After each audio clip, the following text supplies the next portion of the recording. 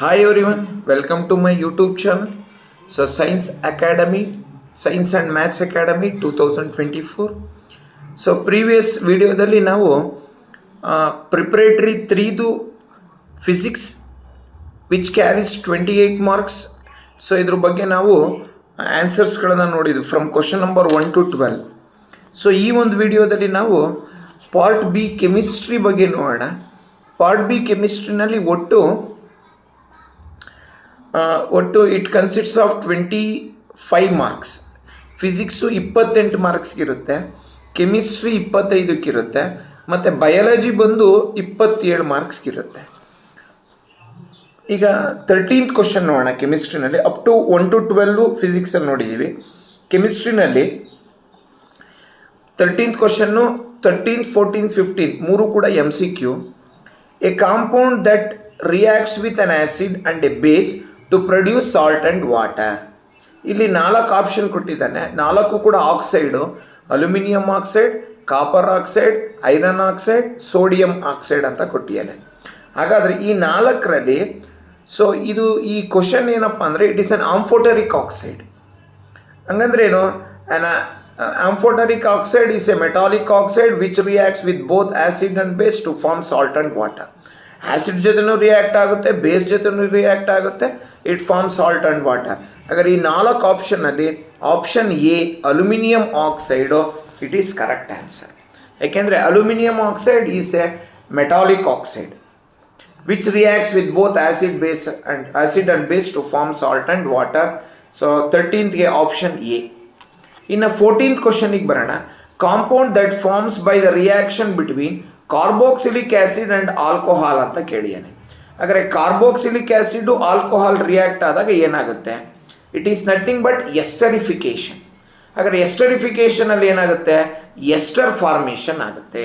ಹಾಗಾದರೆ reaction between carboxylic acid it is ethanoic acid, alcohol it is ethanol. Reaction between ethanol and ethanoic acid will gives ester. This is called esterification. 4 ಆಪ್ಷನಲ್ಲಿ option D ಇದೆ and ester. So for 14th one ester is the right answer. ಇನ್ನು 15th ಕ್ವಶನಿಗೆ ಬರೋಣ. Observe the following equations and identify the correct statement with respect to these equations ಅಂತ ಕೊಟ್ಟಿದ್ದಾರೆ. ಇಲ್ಲಿ ನಮಗೆ 2 equations ಕಾಣಿಸ್ತಾ ಇದೆ. ಸೊ ಇಲ್ಲೊಂದು ಈ 2 ಈಕ್ವೇಷನ್ಸ್ ಕಾಣಿಸ್ತಾ ಇದೆ ಕ್ವಶನ್ ನಂಬರ್ 15ಅಲ್ಲಿ. ಒಂದು CuSO4 reacts with Fe to form FeSO4 plus Cu. ಎರಡನೇದು 2AgNO3 plus Cu give rise to CuNO3 taken twice plus 2Ag.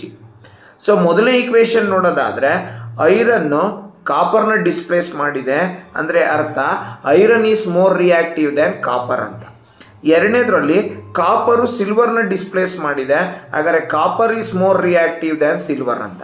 ಹಾಗಾದ್ರೆ ಇಲ್ಲಿ ಕೊಟ್ಟಿರೋ ಆಪ್ಷನಲ್ಲಿ ನೋಡೋದಾದರೆ ನಾವು ಆಪ್ಷನ್ ಸಿ ನೋಡಬೇಕು. Copper is more reactive than silver but less reactive than iron. Copper ಐರನ್ಗಿನ್ನ less reactive but ಸಿಲ್ವರ್ಗಿನ್ನ more reactive. So option C is the right answer. ಇನ್ನು 16ನೇ ಕ್ವಶನಿಗೆ ಬರೋಣ. 16ನೇ ಕ್ವಶನಲ್ಲಿ ರ್ಯಾನ್ಸಿಡಿಟಿ ಅಂದರೆ ಏನು ಅಂತ ಕೊಟ್ಟಿದ್ದಾನೆ. ಸೊ ರ್ಯಾನ್ಸಿಡಿಟಿನ ಹೀಗೆ ಡಿಫೈನ್ ಮಾಡೋಣ. The oxidation of fats and oils when exposed to air. ಯಾವಾಗ ಆಯಿಲ್ ಮತ್ತು ಫ್ಯಾಟನ್ನು ನಾವು ಏರ್ಗೆ ಎಕ್ಸ್ಪೋಸ್ ಮಾಡ್ತೀವೋ ಅದು ಇಟ್ ಅಂಡರ್ಗೋಸ್ ಆಕ್ಸಿಡೇಷನ್. ಇದನ್ನೇ ರ್ಯಾನ್ಸಿಡಿಟಿ ಅಂತ ಕರಿತೀವಿ. ಇನ್ನು 17ನೇ ಕ್ವಶನಿಗೆ ಬಂದರೆ write the chemical formula of baking soda. So baking ಸೋಡಾದು ಕೆಮಿಕಲ್ ಫಾರ್ಮುಲಾ ಏನು ಅಂತ ಕೇಳಿದ್ದಾನೆ. ಅದಕ್ಕೆ ಬರೆಯೋಣ NaHCO3 ಸೋಡಿಯಂ ಬೈಕಾರ್ಬೋನೇಟ್. ಇನ್ನು 18ನೇ ಕ್ವಶನ್ನಲ್ಲಿ 2 ಸೀರೀಸ್ ಕೊಟ್ಟಿದ್ದಾನೆ, ಸೀರೀಸ್ 1, ಸೀರೀಸ್ 2. ಸೀರೀಸ್ 1ನಲ್ಲಿ ಓಮೋಲಗಸ್ ಸೀರೀಸ್ ಯಾವುದು ಅಂತ ಚೆಕ್ ಮಾಡಬೇಕು.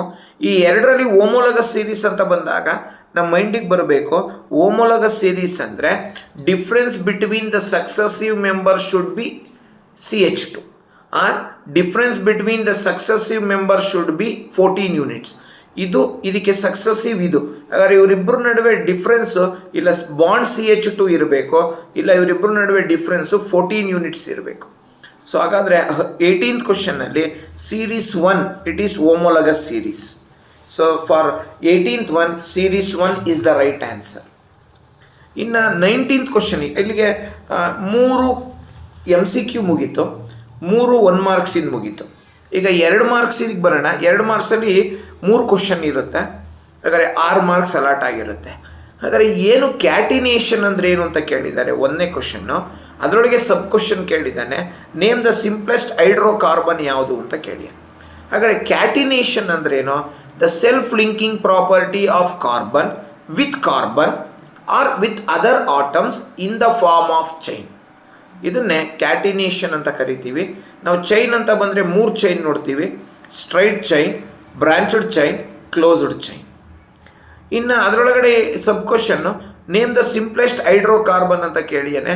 So methane is the simplest hydrocarbon because it has only 1 carbon, ಅದಕ್ಕೆ ಅದನ್ನು ಸಿಂಪ್ಲೆಸ್ಟ್ ಅಂತ ಕರಿತೀವಿ. ಇನ್ನು 20ನೇ ಕ್ವಶನಿಗೆ ಬರೋಣ. ಇದು ಇಂಟರ್ನಲ್ ಚಾಯ್ಸ್ ಇದೆ. How is pure mercury obtained from cinnabar. So cinnabar ಅಂದರೆ ನಮಗೆ ಗೊತ್ತಿದೆ ಓರ್ ಆಫ್ ಮರ್ಕ್ಯೂರಿ. ಹಾಗಾದ್ರೆ ಓರ್ ಆಫ್ ಮರ್ಕ್ಯೂರಿಯಿಂದ ನಾವು ಮರ್ಕ್ಯೂರಿನ ಹೇಗೆ ಪಡೆಯೋದು? How to get ore of mercury from ore of mercury. ಹಾಗಾದರೆ ಮೊದಲನೇ ಸ್ಟೆಪ್ಪು ಕಾನ್ಸಂಟ್ರೇಷನ್ ಆಫ್ ಓರ್. ಹಾಗಾದರೆ ಓರ್ನ ಕಾನ್ಸಂಟ್ರೇಟ್ ಮಾಡೋದಂದ್ರೆ ಏನು? ಓರ್ನಲ್ಲಿರುವಂತಹ ಗಾಂಜ್ ಪಾರ್ಟಿಕಲ್ಸ್ ಅಂದರೆ ಅರ್ಥ್ಲಿ ಇಂಪ್ಯೂರಿಟೀಸ್ನ ರಿಮೂವ್ ಮಾಡೋದು, ಇದನ್ನೇ concentration of or, step number 1. 2ನೇ ಸ್ಟೆಪ್ನಲ್ಲಿ ಸಿನೆಬಾರ್ ಅಂತ ಬಂದಾಗ ಅದು ಸಲ್ಫೈಡ್ ಓರ್ ಆಗಿರೋದ್ರಿಂದ ರೋಸ್ಟಿಂಗ್ ಮಾಡಬೇಕು. ಅಂದರೆ 2ನೇ ಸ್ಟೆಪ್ನಲ್ಲಿ ore is heated in presence of oxygen to convert sulphide ore into oxide ore. ಹಾಗಾದರೆ ಇದಕ್ಕೊಂದು ಈಕ್ವೇಷನ್ ಬರೀಬೇಕು. ಏನು? 2HgS plus 3O2 give rise to 2HgO plus 2SO2. ಅಂದರೆ ಏನಾಯಿತು? ಸೊ ಸಲ್ಫೈಡ್ ಓರ್ ಇದ್ದಿದ್ದು ಆಕ್ಸೈಡ್ ಓರ್ ಆಗಿ ಕನ್ವರ್ಟ್ ಆಯಿತು. ಸ್ಟೆಪ್ ನಂಬರ್ 3 ಏನು ಮಾಡಬೇಕು? ಬೈ ಫರ್ದರ್ ಈಟಿಂಗ್, ಇನ್ನೂ ಹೆಚ್ಚು ಈಟ್ ಮಾಡೋ ಮೂಲಕ oxide ore is converted into metal. ಇದಕ್ಕೊಂದು ಈಕ್ವೇಷನ್ ಬರೀಬೇಕು. ಏನು? 2HgO give rise to 2Hg plus O2. ಹಾಗಾದರೆ 3 ಸ್ಟೆಪ್ನ ಫಾಲೋ ಮಾಡಬೇಕು. Step number 1 concentration of ore ಅಂದರೆ ರಿಮೂವಲ್ ಆಫ್ ಗಾಂಜ್ ಪಾರ್ಟಿಕಲ್ಸ್. 2ನೇದು that is by heating ore in presence of oxygen ಅಂದರೆ roasting ಮಾಡ್ತಾ ಇದ್ದೀವಿ to convert sulphide ore into oxide or.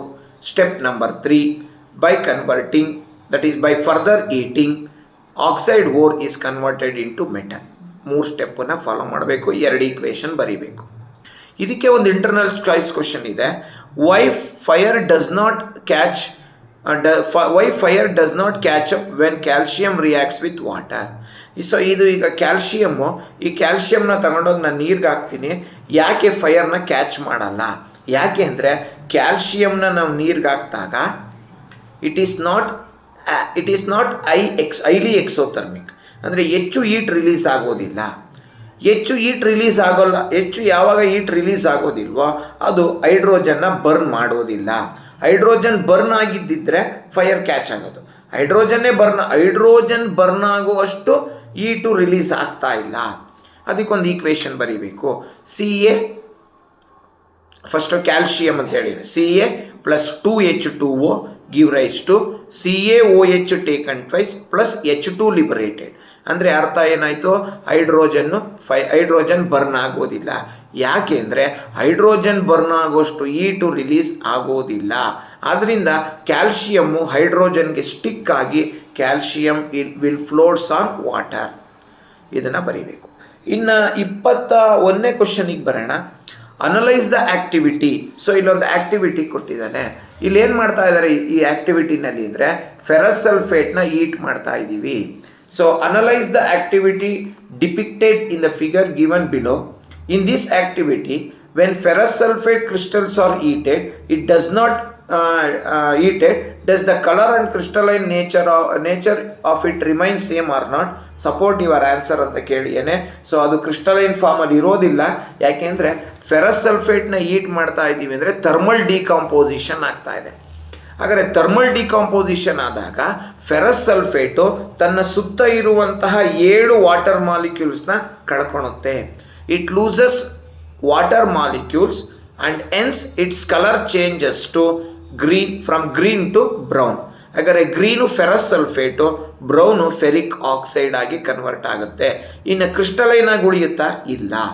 ಯಾಕೆಂದರೆ ಯಾವಾಗ ಅದು ವಾಟರ್ನ ಕಳ್ಕೊಳುತ್ತೋ ಆ ವಾಟರ್ನ ಕಳ್ಕೊಂಡಾಗ ಕ್ರಿಸ್ಟಲೈನ್ ಫಾರ್ಮನ್ನು ಕಳ್ಕೊಂಡ್ಬಿಡುತ್ತೆ. ಸೊ ಅದನ್ನು ಬರೀಬೇಕು ನೀವು. ನೆಕ್ಸ್ಟು ಟ್ರಾನ್ಸ್ಲೇಟ್ ಅಂತ ಕೊಟ್ಟಿದ್ದಾನೆ. ಇಲ್ಲಿಗೆ 2 ಮಾರ್ಕ್ಸಿಂದ 3 ಕ್ವಶನ್ ಮುಗೀತು. ಈಗ 3 ಮಾರ್ಕ್ಸ್ಗೆ 3 ಕ್ವಶನ್ ಕೊಟ್ಟಿದ್ದಾರೆ. ಸೊ 3 ಮಾರ್ಕ್ಸ್ನಲ್ಲಿ 22nd ಕ್ವಶನ್ ಏನಪ್ಪ ಅಂದರೆ translate the following word equation into chemical equations ಅಂತ ಹೇಳಿಯಾನೆ. ಅದರೊಳಗೆ ಕೊಟ್ಟಿದ್ದಾರೆ carbon plus oxygen give rise to carbon dioxide. ಹಾಗಾದ್ರೆ ಇದನ್ನು ಬರೀಬೇಕಾದ್ರೆ C+O2 give rise to CO2 balanced equation. Zinc carbonate give rise to zinc oxide plus carbon dioxide.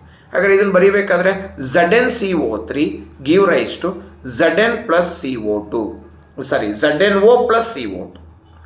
Next 3ನೇದು calcium hydroxide plus carbon dioxide give rise to calcium carbonate plus water. ಹಾಗಾದ್ರೆ ಇದನ್ನು ಬರೆಯೋದು ಹೇಗೆ? CaOH taken twice, ಇದು calcium hydroxide plus carbon dioxide CO2 give rise to CaCO3 plus H2O. So this is the balanced equation. ಇದಕ್ಕೆ ಒಂದು internal choice question ಕೇಳಿದ್ದಾನೆ. Chemical reactions are to be balanced. ಯಾಕೆ? Because to follow the law of conservation of mass. ಅಂದರೆ ಅರ್ಥ, mass of the reactant should be equal to mass of the product. ಇದನ್ನು ಬರೀಬೇಕಾಗುತ್ತೆ.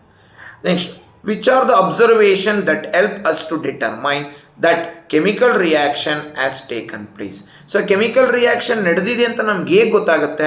ಅದಕ್ಕೆ ನಾವು ಮೊದಲನೇದು ಚೇಂಜ್ ಇನ್ ಸ್ಟೇಟ್ನಲ್ಲಿ ಏನಾದರೂ change ಆಗಿ ಸಾಲಿಡ್ ಇದ್ದು ಲಿಕ್ವಿಡ್ ಆಗ್ಬೋದು, ಸಾಲಿಡ್ ಇದ್ದಿದ್ದು so it may changes to liquid, it may changes to gas ಆಗ್ಬೋದು. Change in state, change in colour, change in temperature, evolution of gas and formation of precipitation, that is PPT. Change in state, change in colour, change in temperature, formation of PPT, evolution of gas. So ಈ 5 ಬದಲಾವಣೆ ಆದರೆ, ಈ 5 changes ಆದರೆ ನಾವು ಹೇಳ್ಬೋದು chemical reaction ನಡೆದಿದೆ ಅಂತ. ಇನ್ನು 23rd ಬಂದರೆ, ಸೊ ನಾವು ಡಯಾಗ್ರಾಮ್ ಬರೀಬೇಕು. ಆ್ಯಕ್ಷನ್ ಆಫ್ ಸ್ಟೀಮ್ ಆನ್ ಮೆಟಲ್ನ ಬರೆದು ಈ 2 ಪಾರ್ಟ್ನ ಗುರುತಿಸ್ಬೇಕು. ಡೆಲಿವರಿ ಟ್ಯೂಬನ್ನು ಮತ್ತು ಮೆಟಲ್ ಸ್ಯಾಂಪಲನ್ನು ಗುರುತಿಸ್ಬೇಕು. ಇನ್ನು 24th ಬರೋಣ. ಇದರೊಳಗೆ 2 ಕ್ವಶನ್ ಇದೆ. ಒಂದು, by using distilled water and concentrated acid how do you decrease the concentration of the acid explain ಅಂತ ಕೇಳಿದ್ದಾರೆ. ಸೊ ಇದಕ್ಕೆ ನಾವು ಬರೆಯೋದಾದ್ರೆ ಈಗ ಬರೆಯೋಣ, by the process called dilution.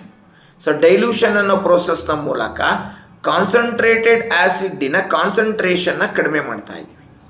ಹಾಗಾದ್ರೆ ಏನು ಮಾಡಬೇಕು? ಸೊ ಇದು ಆ್ಯಸಿಡ್ಡು, ಇದು ವಾಟರು, ಆ್ಯಸಿಡ್ಡನ್ನೇ ವಾಟರ್ಗೆ ಆ್ಯಡ್ ಮಾಡಬೇಕು. A to W. A ಅಂದರೆ ಆ್ಯಸಿಡ್, W ಅಂದರೆ ವಾಟರ್. ನೋಡಿ, ಇಂಗ್ಲೀಷ್ ಆಲ್ಫಾಬೆಟ್ಟಲ್ಲಿ ಫಸ್ಟ್ ಬರೋದು A, ಆಮೇಲೆ W. ಏನ Wಗೆ ಅಂದರೆ ಆ್ಯಸಿಡ್ ಟು ವಾಟರ್. ಸೊ ಇದನ್ನು ಮಾಡೋ ಮೂಲಕ, so by continuously stirring, so stir ಮಾಡ್ತಾ so we have to add acid to water. Next ಅದರೊಳಗೆ B question, doctor suggest to take the milk of magnesia at the time of indigestion why ಅಂತ ಕೇಳಿದ್ದಾನೆ. ಯಾವಾಗ ನಮಗೆ indigestion ಆಗುತ್ತೋ pain ಆಗುತ್ತೆ, irritation ಆಗುತ್ತೆ, discomfort ಆಗುತ್ತೆ. ಹಾಗಾದ್ರೆ ಏನು ಮಾಡಬೇಕು ನಾವೀಗ? ಸೊ ಇದನ್ನೆಲ್ಲ ನಾವು ಈ ಪೇಯ್ನು, ಇರಿಟೇಷನ್, ಡಿಸ್ಕಂಫರ್ಟಿಂದ ಆಚೆಗೆ ಬರಬೇಕು ಅಂದರೆ ನಾವು ನಮ್ಮ ಸ್ಟೊಮಕ್ನಲ್ಲಿ ಆ್ಯಸಿಡ್ HCl ಜಾಸ್ತಿ ಆಗಿರುತ್ತೆ. ಈ HClನ್ನು ನಾವೀಗ ಕಡಿಮೆ ಮಾಡ್ಕೋಬೇಕು. ಅದಕ್ಕೆ ಏನು ಮಾಡಬೇಕು? ಆ್ಯಸಿಡನ್ನು ನ್ಯೂಟ್ರಲೈಸ್ ಮಾಡೋನೇ ಬೇಸು. ಹಾಗಾದರೆ ಮಿಲ್ಕ್ ಆಫ್ ಮೆಗ್ನೀಷಿಯಾ ಅಥವಾ ಅದನ್ನು ಮೆಗ್ನೀಷಿಯಂ ಹೈಡ್ರಾಕ್ಸೈಡ್ ಅಂತ ಕರಿತೀವಿ. ಆ ಮೆಗ್ನೀಷಿಯಂ ಹೈಡ್ರಾಕ್ಸೈಡ್ನ ತಗೊಳ್ಳೋ ಮೂಲಕ, so magnesium hydroxide or milk of magnesia ಇದೆಯಲ್ಲ, ಇದು it is basic in nature. ಈ ಬೇಸ್ ಏನು ಮಾಡುತ್ತೆ? ಹೊಟ್ಟೆನಲ್ಲಿರೋ ಆ್ಯಸಿಡನ್ನು ನ್ಯೂಟ್ರಲೈಸ್ ಮಾಡೋ ಮೂಲಕ ನಮ್ಗೆ ಆಗ್ತಾ ಇರೋ ಪೇಯ್ನು, ನಮ್ಗೆ ಆಗ್ತಾ ಇರೋ ಇರಿಟೇಷನ್ನು, ನಮ್ಗೆ ಆಗ್ತಾ ಇರೋ ಡಿಸ್ಕಂಫರ್ಟನ್ನೆಲ್ಲ ಕಮ್ಮಿ ಮಾಡುತ್ತೆ. ಅದಕ್ಕೆ ನಾವು ಮಿಲ್ಕ್ ಆಫ್ ಮೆಗ್ನೀಷಿಯಾನ ಇಂಡೈಜೆಷನ್ ಟೈಮ್ನಲ್ಲಿ ನಾವು ತಗೋಬೇಕು. ಇದು 24th ಕ್ವಶನ್ AB. ಇನ್ನು 25th ಕ್ವಶನ್ನು, ಇದು ಲಾಸ್ಟ್ ಕ್ವಶನ್ನು, ಇದು 4 ಮಾರ್ಕ್ಸ್ ಕ್ವಶನ್ನು. ಇದನ್ನು ನಾವು AB, ಇದರೊಳಗೆ ಇಂಟರ್ನಲ್ ಚಾಯ್ಸ್ ಕೂಡ ಇದೆ. ಎ ಬಿ ಅಂತ ಕೊಟ್ಟಿದ್ದಾರೆ. ಮೊದಲನೇದು ನೋಡೋಣ. Carbon atoms neither form C4 minus anion nor form C4 plus cation explain ಅಂತ ಕೇಳಿದ್ದಾರೆ. ಹಾಗಾದ್ರೆ ಏನು ಮಾಡಬೇಕು? ಮೊದಲನೇದು C4 ಮೈನಸ್ ಯಾಕಾಗಲ್ಲ? ಕಾರ್ಬನ್ ಹತ್ರ ಆಲ್ರೆಡಿ 6 ಪ್ರೋಟಾನ್ ಇದೆ. ಎಷ್ಟು ಪ್ರೋಟಾನು? 6 ಜೊತೆಗೆ ಇನ್ನೂ 4 ಪ್ರೋಟಾನ್ ಸೇರಿಕೊಂಡ್ರೆ 10 ಪ್ರೋಟಾನ್ಸ್ ಆಗುತ್ತೆ. ಆ 10 ಪ್ರೋಟಾನ್ಸನ್ನು ಹೋಲ್ಡ್ ಮಾಡುವಷ್ಟು ಕೆಪ್ಯಾಸಿಟಿ ಕಾರ್ಬನ್ಗೆ ಇಲ್ಲ. ಹಾಗಾದ್ರೆ ಏನು ಬರಬೇಕು? Why carbon cannot form C4 minus. Carbon already has 6 proton, it cannot hold 10 protons. ಒಂದು ಮುಗೀತು. C4 ಪ್ಲಸ್ ಯಾಕಾಗಲ್ಲ? The size of the carbon is very small, the valence electrons are very close to the nucleus and hence no electrons are free. ಯಾವುದೇ electrons free ಇಲ್ಲ ಅಂದಮೇಲೆ ಯಾವುದೇ ಎಲೆಕ್ಟ್ರಾನ್ಸನ್ನು it never lose electrons. ಅದಕ್ಕೆ ಅದು C4 plus ಆಗೋದಿಲ್ಲ. ಇದಕ್ಕೆ ಬರೀಬೇಕು. ಇದಕ್ಕೆ ಎರಡನೇ ಕ್ವಶನ್ ಕೇಳಿದ್ದಾರೆ. ಬ್ಯೂಟೈನ್ ಮತ್ತು ಸೈಕ್ಲೋಎಕ್ಸೈನ್ದು ಸ್ಟ್ರಕ್ಚರಲ್ ಫಾರ್ಮುಲಾ ಬರೀಬೇಕು. ಇನ್ನು ಇದಕ್ಕೆ ಇಂಟರ್ನಲ್ ಚಾಯ್ಸ್ ಕ್ವಶನ್ ಕೇಳಿದ್ದಾರೆ. ಅದರೊಳಗೂ ಎ ಬಿ ಇದೆ. ಮೊದಲನೇದು ಕ್ಲೆನ್ಸಿಂಗ್ ಆ್ಯಕ್ಷನ್ ಆಫ್ ಸೋಪ್ ಅಂತ ಕೇಳಿದ್ದಾರೆ. ಹಾಗಾದರೆ ಕ್ಲೆನ್ಸಿಂಗ್ ಆ್ಯಕ್ಷನ್ ಆಫ್ ಸೋಪನ್ನು ನಾವು ಎಕ್ಸ್ಪ್ಲೈನ್ ಮಾಡೋದಾದರೆ 3 ಸ್ಟೆಪ್ನ ಬರೀಬೇಕು. Step number 1 that is structure of soap molecule. ಒಂದು ಸೋಪ್ ಮಾಲಿಕ್ಯೂಲ್ ತೊಗೊಂಡ್ರೆ ಎರಡು ಸ್ಟ್ರಕ್ಚರ್ ನೋಡ್ತೀವಿ. ಒಂದು head part hydrophilic, tail part hydrophobic.